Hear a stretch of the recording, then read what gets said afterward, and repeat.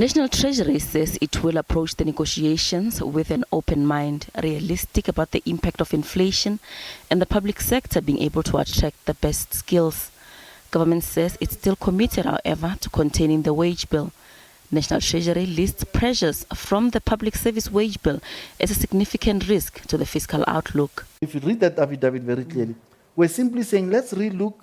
We have a challenge right now, but let's engage. So as we get into the new conversations around what kind of settlement should we reach, again, we will have to open up and say, we've got a challenge around balancing the spend on social programs, balancing the spend on what I said earlier around boosting productive sectors of the economy, for the sale direct, in terms of our conversation earlier, to collect more in order to make everyone happy, including labor.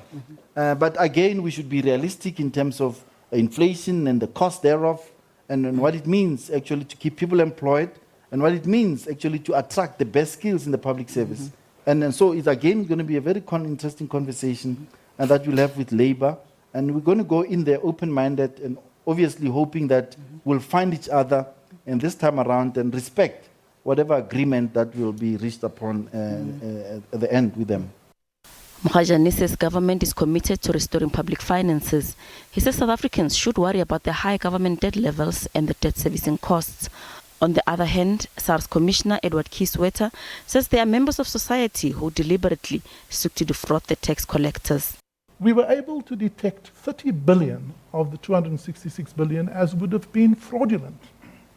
And so in the number the minister announced, there is 30 billion rand of fraudulent VAT refunds which would not have been there if SARS did not do its work.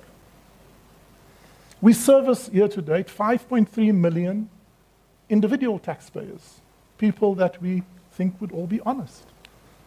Sadly not. We have seen the abuse in terms of home office claims during this pandemic era.